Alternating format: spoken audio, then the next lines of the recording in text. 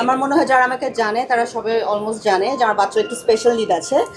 So or life and ডেথের একটা situation ছিল, ওই টাইমে ডক্টর বলছিল যে সে বাঁচবে না। তো 2017 বিপিএলটা ছিল আমার লাস্ট ওয়ার্ক। তারপর আমি কানাডায় গেলাম আমার ভাইয়ের গ্র্যাজুয়েশনের জন্য। এটা জাস্ট একটা পারপাস ছিল ওর গ্র্যাজুয়েশনে অ্যাটেন্ড করার জন্য। প্রেমে পড়লাম, বিয়ে করলাম, বিয়ে হওয়ার পরে বাচ্চা হলো।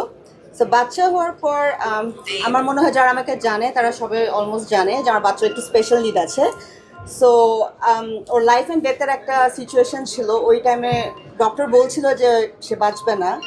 সো ওই টাইমে আমার মনে হচ্ছিল যে আমি আমার সবচেয়ে পছন্দের জিনিসটা যদি আমি স্যাক্রিফাইস করে দিই তাহলে হয়তো সে বেঁচে যাবে। সো আমার সবচেয়ে পছন্দের জিনিসটা ছিল আমার মিডিয়া, আমার কাজ। তখন আমি আল্লাহ পাকের কাছে মান্নাত করেছিলাম যে আল্লাহ আমার বাচ্চাটাকে বাঁচিয়ে দাও। আমার সবচেয়ে পছন্দের জিনিস যেটা হচ্ছে মিডিয়া, আমি মিডিয়াতে কাজ করবো না, আমি হিজাব করবো। আর আল্লাহ পাক যেভাবে চাই আমি এইভাবে লাইফটা লিড করবো।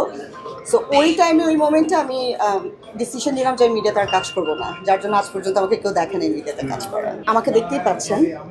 এই এই ক্যাটাগরি যদি কোনো ধরনের প্রপোজাল থাকে, কাজ থাকে, তাহলে ওয়াই নট। আর অফার এসেছে, মিথ্যা বলবো না, বাট আমার মনে হয়েছে যে আমি যেই পিকে কাজ ছেড়েছিলাম ওই লেভেলের কাজ যদি আমি পাই তাহলে আমি করব, বাট জাস্ট করার জন্য আমি করবো।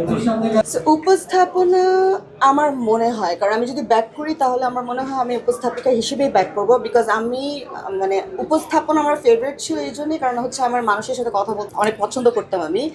সো ওই কানেকশনটা, ওই পার্সোনালিটির পার্ট এখনও আমার মধ্যে রয়ে গেছে। সো আমি যদি ব্যাক করি অ্যাজ এ প্রেজেন্টারি আমি মনে হয় ব্যাক করবো। অনেক ইন্টারেস্টিং কোয়েশ্চেন ভাইয়া। সো আমি যখন বিপিএল করছি, I think as far age I remember, আমি একমাত্র প্রেজেন্টার ছিলাম যে বাংলাদেশে একদম মাঠে গিয়ে আমি যে ধরনের ড্রেস আপ করছিলাম তখনও চ্যানেলে কোনো ধরনের প্রেজেন্টার ওই ধরনের ড্রেস আপ করেনি। সো এটা নিয়েও কিন্তু অনেক মানুষ অনেক অ্যাপ্রিসিয়েট করেছিল পজিটিভলি। সো ওই ট্রেনটা কিন্তু আমি এনেছিলাম। সো আমার মনে হয় যদি আমি এখন উপস্থাপিকা হিসেবেও যদি ব্যাক করি, এই গেট আপে আমি যাব, আই এম শিওর আপনারা যারা আছেন বা অডিয়েন্স যারা আছেন, যারা তারা মনে হয় আমাকে সুন্দর করে অ্যাকসেপ্ট করবে, because that's a part of me and that is me. আমার মনে হয় যে আমি অনেক অ্যাপ্রিসিয়েট করি। আমার ওইভাবে করে কিন্তু সত্যি কথা বলতে হ্যাঁ কাজ ওইভাবে ফলো করা হয় নাই। বাট আমি এখন যখন বাংলাদেশে ব্যাক করেছি, আমি নতুন নতুন চেহারা যারা আমি দেখছি, আমি তাদেরকে দেখছি, মানে মনে হচ্ছে যে একটু কানেকশনটা রাখা উচিত। আর আমার মনে হয় অনেক নতুন নতুন চেহারা এসেছে, অনেক নতুন নতুন ট্যালেন্ট এসেছে, আর অনেক অপরচুনিটি আছে কাজ করার। সো তারা ভালোই করছে। তো আমার মনে হয় যে একটা জিনিস নিয়ে সমালোচনা তখনই হয় যখন হচ্ছে যে মানুষ বুঝে আপনি ওই জিনিসটা নিয়ে কনফিডেন্ট না, আর জিনিসটা যখন অ্যাকসেপ্টেবল না। সো আমার মনে হয় আমার ওইটাই পড়া উচিত যেটা নিয়ে আমি কনফিডেন্ট ফিল করি। যেমন আমি তখন যা করেছিলাম, I was very much confident যে আমি যা পড়ছি, যার জন্য মানুষ এটা অ্যাকসেপ্ট করেছে, মানুষ এটা পছন্দ করেছে। সো আমি এখন যে গেটআপে আছি এটা নিয়ে আমি অনেক কনফিডেন্ট ফিল করি। আমার মনে হয় আমাকে ভাল লাগে এটাতে। আমি যখন ফিল করবো যে আমাকে এখানে এটা ভালো লাগে, তখন আপনি এই এনার্জিটা আপনি ফিল করবেন, আপনার কাছে সেটা ভালো লাগবে।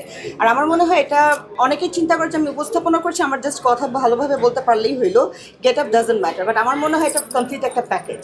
কারণ উপস্থাপিকা বা উপস্থাপকও কিন্তু একটা গ্ল্যামারের পার্ট হইতে পারে বা রোল মডেল হইতে পারে।